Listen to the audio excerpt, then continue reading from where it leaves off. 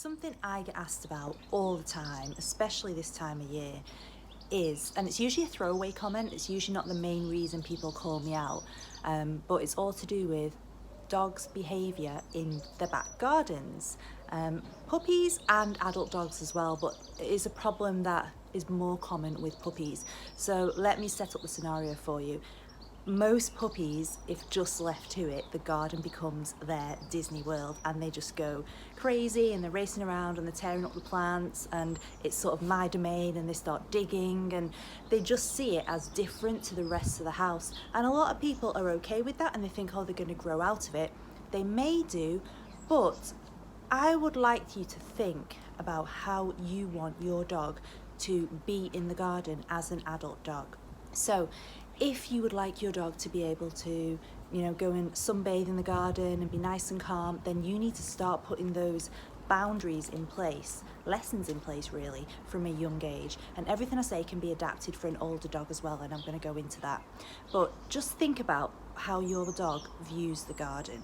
Are they doing behaviours, are they carrying out behaviours in the garden that you just wouldn't allow them to do in the house? For example, if they started digging up the furniture or walking around pulling your house plants down with their teeth, you probably wouldn't be happy. But in the garden, we sort of almost have this separate thing of it's outside, it gives them space to do what they want to do. But if you view the garden as part of your house, then you should and you can enforce the same rules in the house as the garden. So if you've got a puppy, I would advise letting them out but supervising them. If they cannot be supervised in the garden, they shouldn't be out. So you let them out for the toilet, you supervise them, and then you take them back in again.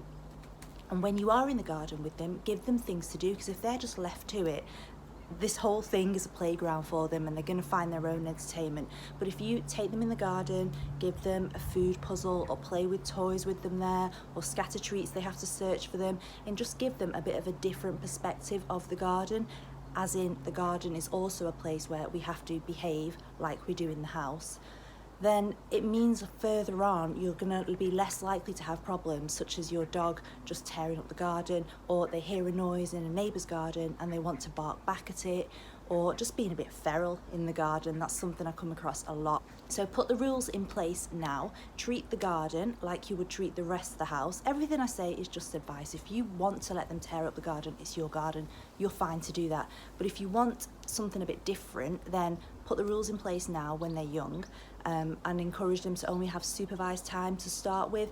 And as they start to behave better in the garden, then you can start to give them a few minutes by themselves while you just wander in and gradually build up that time. The same with an adult dog as well. If you've got an adult dog that's doing the same, then do not give them the freedom of doing whatever they want in the garden.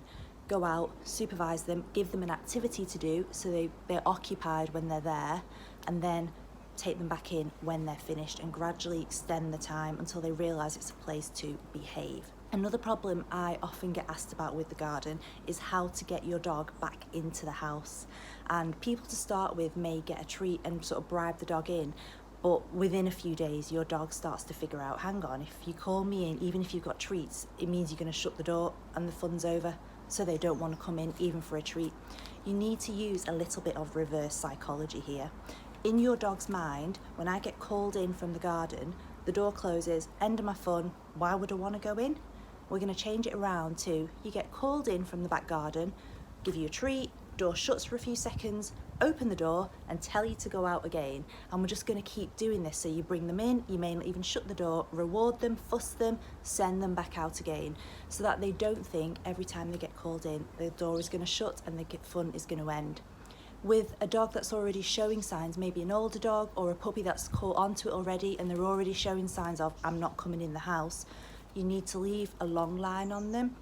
As long as it's safe to do so in your garden, they're not going to wrap themselves up. Just have a long line on them so you can get hold of the end, or just leave a trailing lead so you can get hold of the end, call them, bring them back in, do like I just said, reward them, close the door, open the door, send them out again. And you might need to do a little bit more just until they realise that them coming in does not mean the end of their fun. So if you just take a little bit of time now to either establish or re-establish the rules of the garden, it means your dog can have a lot more freedom. On a sunny day, there's nowhere else my dogs would rather be than sunbathing in the garden, and they just view it as part of the house. As long as they've got the opportunity to run around and race about on walks, then you should be able to just think of the garden as part of the house and put those rules in place.